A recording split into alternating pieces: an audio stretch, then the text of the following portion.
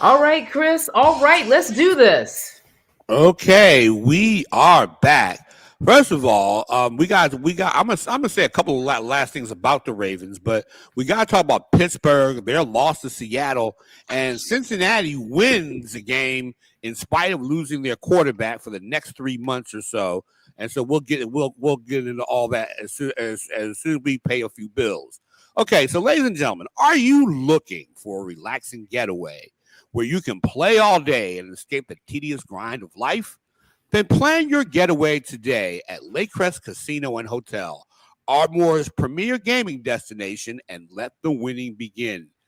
Featuring 1,000 of the latest games, plus an array of amenities, including an incredible restaurant, exceptional retail experiences, and a resort style pool, Lakecrest offers everything you need for an unforgettable escape and a winning experience. So book your stay today and go all in on one of the area's most exciting destinations, Lakecrest Casino and Hotel.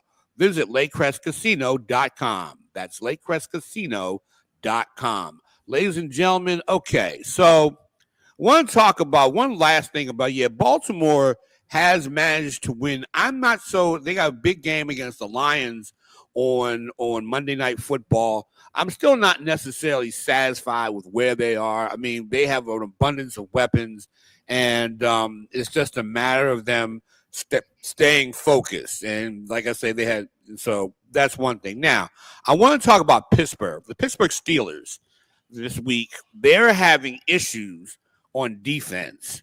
First of all, they allowed a 100-yard running back, a runner from I think it was Walker from the Seattle Seahawks, gained 105 yards rushing in that game, and Kenneth Walker the third, 13 carries, 105 yards, 8.1 yards per carry. The Seattle Seahawks average 4.0 yards, 4 yards per carry in that game.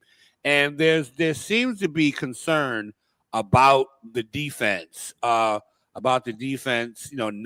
stopping the run so far, and so going back to week two, overall, the first two games, the Steelers have allowed 149.5 yards rushing per game, and so I want to bring in, of course, my esteemed co-host, Irie Harris, and of course the lovely and beauteous Sapphire Blue, and I gotta bring in, I gotta get your opinions on this Steelers team that supposedly has one of the best defenses in the league, and yet they're struggling to stop the run.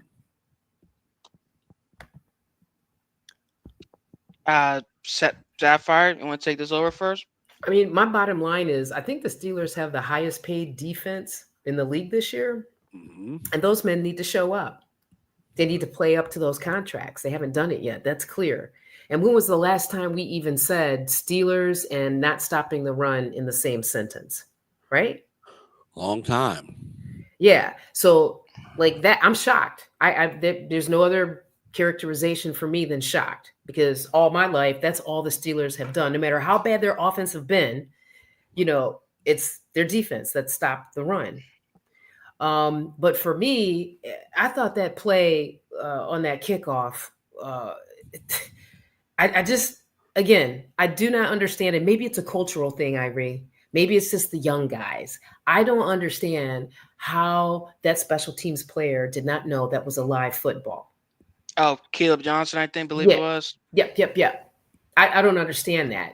And then I'm going to press pause there. Ask you to press pause before you jump in. But then also, Aaron Rodgers threw a couple of picks too, right? So you'll pick me up Yeah, from here, Irie. yeah. It was yeah. That no excuse as far as the blunder from Caleb Johnson on that return because it just went. It was on, and obviously he's still, how do I put it, adjusting. But at the end of the day, though, it's football, so you understand either you're gonna catch the ball, touch it, and then move, run with it with your hands, or you're going to allow it to go bounce further back into the end zone. Then it'll be a touchback. It just slightly his hands, and I don't know if he just had a brain fart or so it was going out of bounds. But that was not the best decision for him. Shout out to Seattle's George Polanyi for doing his thing and staying within the play because he went picked that thing up, was right there in the end zone, and that gave Seattle 6 more, obviously 7 more with the field goal. That was a blunder. That was the eventual cherry on top. That just changed the game all the way around because now it's like, man, it went from it being a tie game going to the final quarter to Seattle gets a field goal in their first series. Then they make it a 10-point lead with that blunder to make it, for that touchdown. When it pertains to the defense, yeah, there's no excuse. Outside, I could easily, pick up your point from earlier with them saying that it was, they're still being in preseason mode. If Hayward coming through, Watt still getting in, doing his thing, getting back into the gist of things. But no, there's no excuse when it pertains to this run defense. This defense, especially this run defense, was top 5, one of the best in the league last season. So you expect that going into this season. Kenneth Walker is a good, solid player, but him already hitting 100 yards versus this team, but in week 2 is ridiculous and of nothing of an excuse. So that's my take right now for them, man. They had to show up and do better because now they're making me look bad. Yeah. And so Sapphire, you talked about Aaron Rodgers and the offense and everything, 2 picks and everything, and uncharacteristic. But then again, like Flacco, he's in his 40s, and that's not to say. I mean, he played well. Rodgers played well against the Jets through 4 touchdown passes, but. Even if you're in better shape, and you can be in all the shape in the world, but 40-something is still 40-something, and you're going to be prone every so often to make those mistakes. I would agree with that, but hands down, 40-year-old Pittsburgh QB looks so much better than 40-some-year-old Cleveland quarterback. Like there's something to it. Man. But I got to say this too. It's curious. No one's talking about Sam Darnold. And I know he threw those 2 early picks, but still, he threw the ball. He distributed the ball pretty well. I think he had almost 300 yards, if I'm not mistaken. Mm-hmm. Right? And their running game, they had the running back go over 100 yards. Like, to me, a lot of this comes back to, and let me back up too, because I'm going too fast here. But Aaron Rodgers was under pressure too. I didn't see their line really protect him well. I mean, all day long under pressure. So you got that. You got the mental breakdown, special teams. You got the turnovers. He threw a couple of picks. I mean, could this for Pittsburgh be more of they're still in their stages of development as a unit on the offensive side? I would say that's so. Yeah. I would say that's so. That's so, Sapphire. And if you had any other point with that. But to answer your question, I mean, the Steelers defense is answering questions about the corners. You got Jalen Ramsey and Darius Slay, and they have both given up touchdowns. Slay gave up a touchdown pass, I think, to Garrett Wilson in the win over the Jets and everything, but. And I think, and Ramsey, despite the hard hit, also gave up a touchdown. Plus, Joey Porter is still out, and they're missing people. They're missing people on in their secondary. So from that standpoint, they've got to get it together, and they've got to find guys. And you got a bunch of old guys in that secondary, and as good as Jalen Ramsey and Darius Slay are, because they're also, like I said, they were also missing Deshaun Elliott too. So, they have some injuries there. But I'm going to say this for both of you in terms of where the Steelers are, where a lot of teams in the NFL. I'll say it again 100 times, that this part of the season, because people don't play in the preseason anymore, we're still in an extended version of preseason. Let's be honest. The first 6 weeks of this season, the first month of this season, you're going to see uneven performances. We saw it in the Ravens. We see it in the Steelers. And even in the Bengals win, I mean, the Bengals barely got by Cleveland. And so, to transition to the Bengals, Joe Burrow is out for 3 months, and Well, they got Jake Brown, got a veteran Jake Browning. real quick, my apologies. Before I don't mean to cut you off, but before we go into Cincinnati, let me just ask you, you've mentioned multiple times within the preseason mode, is there anything that Roger Goodell and NFL can do in the future to prevent that from happening, to where guys are still not adjusting, or is that just human nature in terms of adjusting and transitioning for different systems and their identities and their schemes?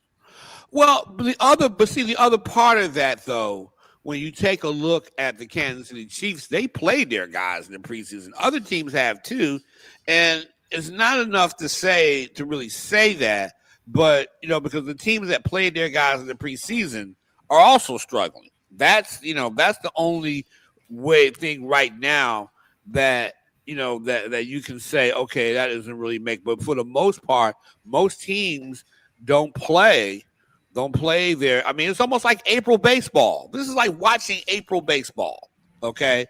And, maybe the defenses aren't set up. Injuries play a factor, okay? Steelers got some guys hurt. Ravens and other teams, they have people hurt and whatnot. Like I said, Cal Van Noy for the Ravens is going to be out this week. So a lot of people are hurt. Like I said, Joey Porter Jr. is hurt right now. So that's another thing. And so it kind of, like I said, we won't know a whole lot about these teams until maybe after the first month of the season. And, and in some cases, sometimes teams will figure it out late in the season or by mid part of the season. So we'll see. I don't think that the Bengals are unbeaten in a division. Do they scare anybody and whatnot? And they haven't really played anybody. And like I said again, it's early. It's too early in the season.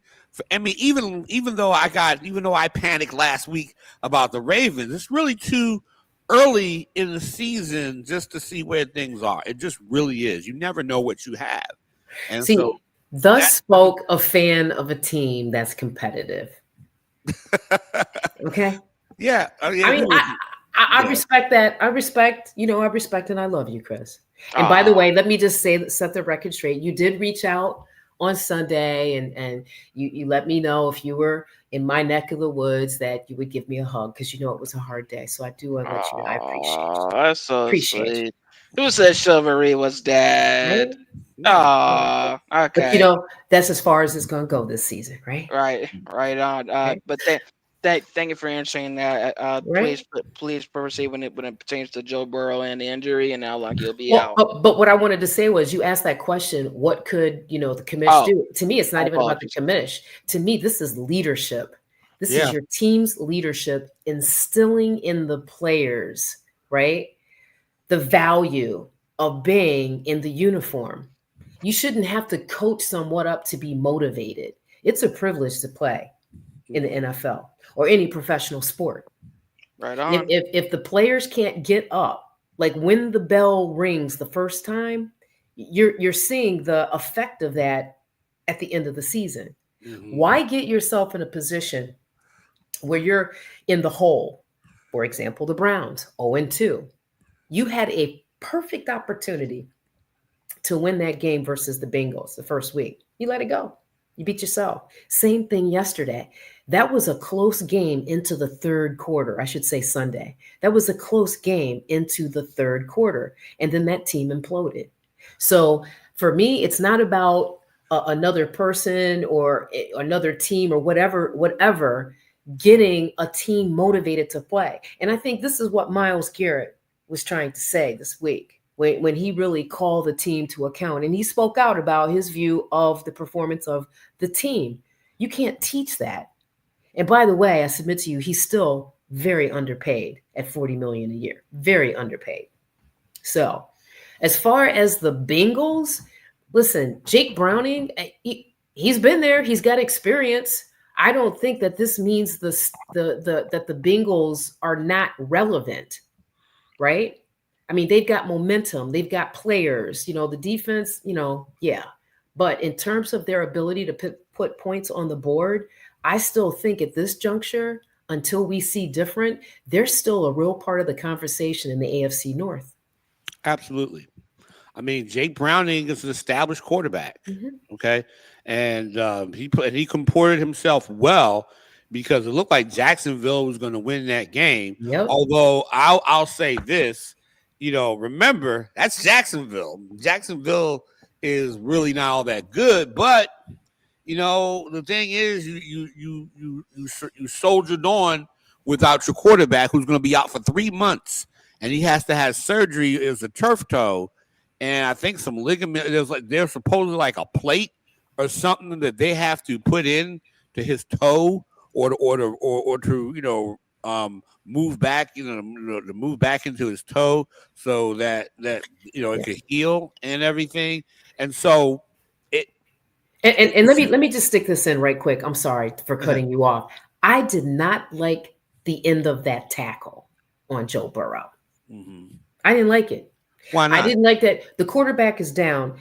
That defensive player, and I can't remember his name, it just seemed to lean on his leg and it looked like twist the ankle a little bit. It's like, I know you don't want to let the quarterback go, but I did not like the way that the end of that sack looked to me. Right? And I'm just putting that out there as a fan. Yeah. That I didn't see the highlight of that. I will certainly look back on it, but I do think the Bengals are going to be a factor. How Browning will do when teams game plan for him, and when they have to play some quality teams and whatnot. We'll see what happens with that. I mean, Irie, what are your thoughts? Well,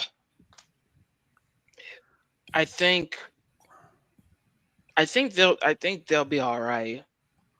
I don't think they're gonna go out obviously with the dynamic setting offense that we expect when Burrow's in the pocket. Obviously, the reigning leader of passing yards or passing touchdowns, making use of Jamar Chase, who completed the rare triple crown last season. But I think there will be a different stability as long as Jay Browning is able to protect the ball protection. His 3 picks last week was not a good look, especially in the sense that he didn't even start the game. But if he can keep that under control, I do think there's a way in which Cincinnati can still win enough games to stay competitive. Not that I think Jake Browning is anything of a Nick Foles or even a Steve Young, but I just do think there'll be a different look. And not just that, but I think the pressure will be off as far as how it pertains to Burrow when he's in the pocket. Right, and by that I mean everybody has all eyes and expectant. Like they look nothing like they did in week 1, and Burrow was already off to a struggling start. Now they know they have, as long as they have a stable quarterback there, things can be just fine and move at a good enough pace, and they'll be able to make use of his options. That's just my take on it. Hopefully that was clear to everyone now. I mean, I agree with that because they still have Chase Brown in that backfield. Yeah. They still have Jamar Chase and T. Higgins, wide receiver. Don't forget about the tight end, right? To me, you just need the quarterback to get the ball into the playmakers' hands, and they have plenty of playmakers there. That's it. I think Burrow was probably too hard on themselves. Now you have a guy who's just looking to make the most of an opportunity, period. Yeah, okay. Well, ladies and gentlemen, thank you for that. Ladies and gentlemen, thank you for this particular segment. You're listening to the Locker Room Readout. We'll be right back.